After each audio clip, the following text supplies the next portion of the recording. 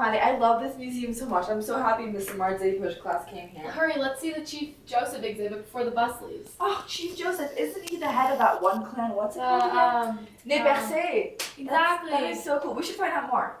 Tour guide. Hi. Oh, hello. I'm Susie Joe. What can I teach you about? Will you teach us more about the destruction of the Indian tribes in the 1800s? Why, I sure will. What do you want to know? After Shibington Massacre and other battles between the Indians and the whites, the fighting had slackened due to the building of the Transcontinental Railroad and the slaughtering of the buffaloes. At first, the buffaloes had really only been slaughtered to feed the hungry railroad workers, like these guys. But then it evolved into so much more as buffalo hunting began to become more and more popular. Man, am I hungry? I mean, this building of the railroad is just wearing me out. Well, I mean, I have all this big chunk of buffalo meat again that Joe slaughtered out in the yard. I mean, it's delicious and all, but isn't it weird to think that we have ample amounts of buffalo meat? I mean, I'm just afraid that we won't have that much buffalo meat for much longer because with like people realizing with all they can do with buffalo, with the meat and the hides, and there's so much commercialization that we just might not have it anymore. It's leaving all these Indians starving and hungry, and I'm just afraid we're next. I mean, that's awful. I mean, it's like we can already see into our future. We better watch out. I can't believe that all this commercialization has led to 9 million buffaloes being slaughtered in 3 years. It's crazy, isn't it? I mean, like, just think about it. We're probably next. 2, 3, 4. 2, 3, 4. A prime example of the government severity was with the Ne Pere tribe led by Chief Joseph in Oregon and Idaho. After outwitting several federal troops in a campaign across thousands of miles, they finally surrendered in October of 1877. I surrender! All hail! They were then settled into the malarial bottoms of the Indian Territory in far-off Oklahoma. That is such a shame for Chief Joseph. I feel like he definitely deserved a better outcome to this battle. I mean, then he had to go live in the malarial bottoms of the Indian Territories. Yeah, so out of all the Indian Territories, they had the malarial bottoms, which were like the worst parts in far-off Oklahoma, and so that's where he was relocated after the battle. That's awful. I feel like no one deserves that. The battle should have ended more fairly.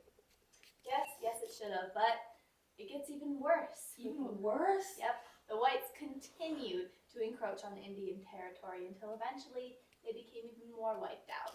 Here, let me tell you guys. By the 1880s, whites had advanced into the plains with a great greed for land.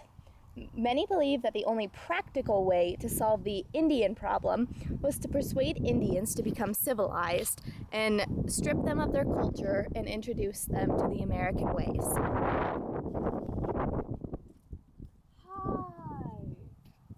I am American. We live in America. I'm gonna teach you how to be just like me.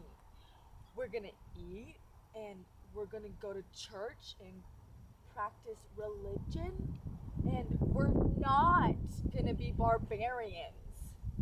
Okay? You wanna come with me now? No. While some Indians didn't take too kindly to this proposal, many ended up leaving their homes and their lands by force and becoming more civilized. In 1887, Senator Henry L. Dawes helped Congress pass the Dawes Act of 1877. Hello, my fellow citizens. I am Senator Henry L. Dawes.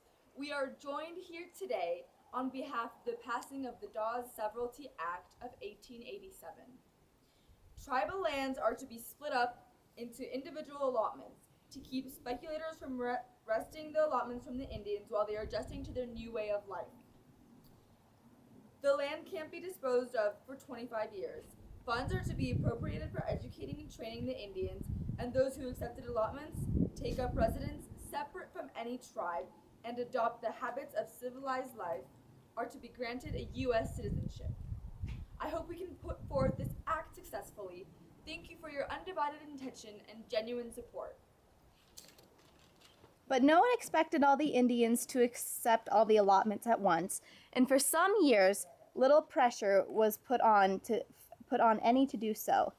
The law was a statement of policy rather than a set of specific rules and order. Many believe that character, habits, and antecedents cannot be changed by enactment.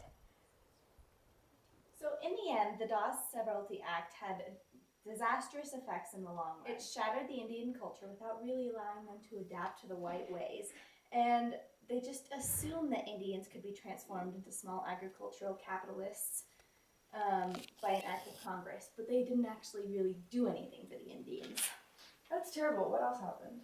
Well, also, some white men systematically tricked Indians into leasing their allotments to a pittance, and local authorities often taxed Indian lands out at excessive rates.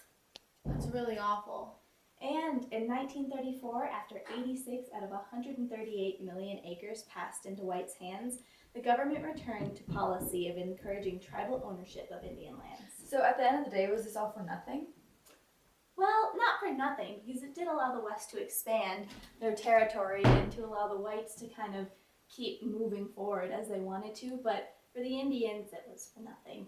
They ended up just losing their homes. They lost everything. They did. That's a shame. Thank you for educating. Well, thanks. You're welcome. Thanks What for time coming. is it? I think we missed the bus. Oh crap! Thanks for coming.